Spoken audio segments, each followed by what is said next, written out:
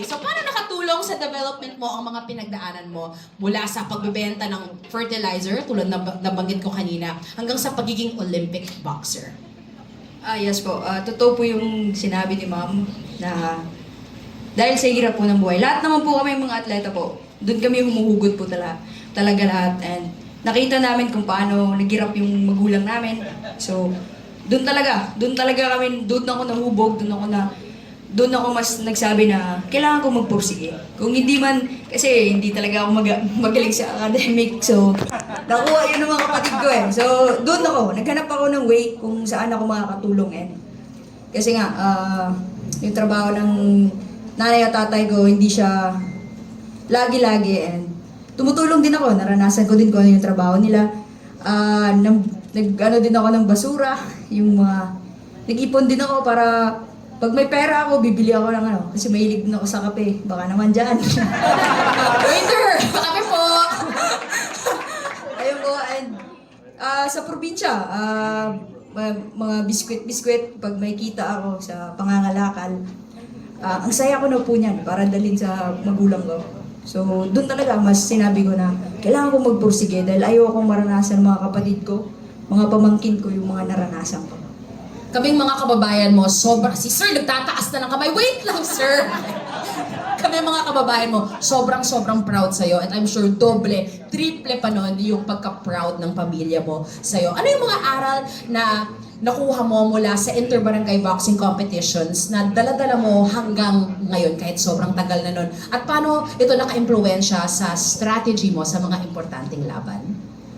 Nung first na laban ko talaga, lalaki yung unang kalaban ko. So, sa akin, ini-enjoy ko lang yon. And yung aral na dala-dala ko hanggang ngayon, kahit anong laban pa yan, kahit sino pa yung tao niya, basta totoo ka sa sarili mo at ginagawa mo yung best mo, patuloy ka lang pong lumaban hanggang maabot mo kung ano yung gusto mong maabot mo.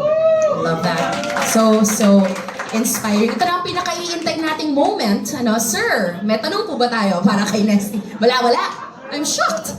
Yes, pwede. Does anyone else have any questions muna dito sa mga nasa harap? Okay, na. Pababa na po si Sir. Papapalaban ako. Sir, ano lang one question lang. Piliin mo yung pinakamaganda. Bawal, isa lang, Sir. Kada isang question, boss, paring muna. Game? Game po, Sir? Laban daw. Sure ka dyan, ha? Nag-interview kita the other day, sabi mo, last program mo na ito. Huli Olympics na sa Paris. Imamalis mo yung pikirin mo at saka coffee plantation sa Santa Cruz, the above del Sol. Sabi mo sa akin yan, no? Ito ba, win or loss? Win or loss yun. Manalo at manalo. Magre-retire ko na sa boxing. Yes po, kasi kung nabasa niyo yung balita, wala na dong Olympics ang boxing sa LA. Bakit di pagpapatuloy ko pa yung next Olympics kung wala na po? Pero yes po. Di pa naman po sure yun. Dinidiscuss po yun. And yes po, tumatanda na po ako. And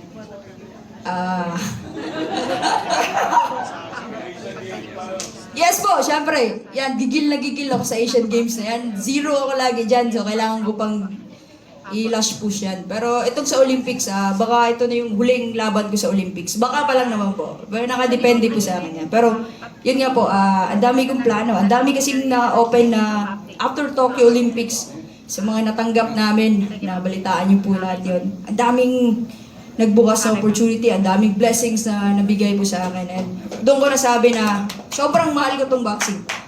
Dito ako nakatulong tong boxing sa akin, nahubog ako, nakatulong ako sa pamilya ko, nabigyan ko sila ng sariling bahay, sasakyan na pinapangarap ko lang po dati. And na every time na humihingi yung mga pamangkin ko sa akin ng pambiling mga pagkain, dati hirap na hirap ako i-provide yun. Ngayon po, anytime nandyan na. So, Naga naman. next question po. Ano Mas nahirapan pa siya doon. Okay, naging instant millionaire ka. Hindi po totoo yan. Oo. Ngayon, nanalo ka ng gold sa AIBA Women's Boxing Championship in Mongolia. At alam mo yan. Russia po, Russia. Sa Russia. Hindi ako Russia. Si Marshall nanalo din ng silver. So, now, can you duplicate your golden performance in Russia in the coming 2024 Paris Olympics?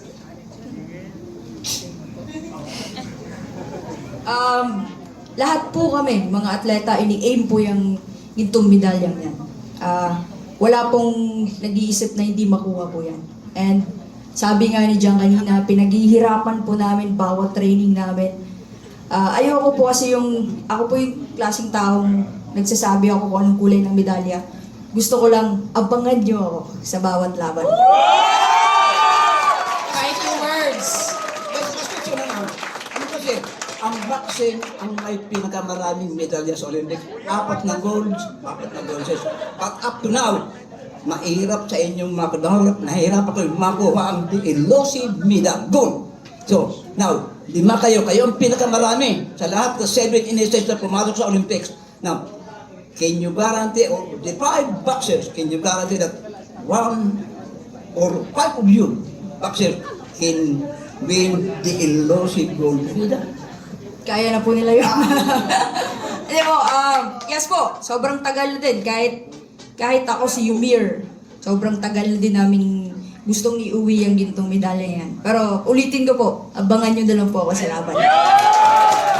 Love it. Sir, maraming salamat po sa mga tanong. Ramdam na ramdam po namin yung passion at support nyo para sa atletang Pinoy. Anyone else? Yes, go ahead.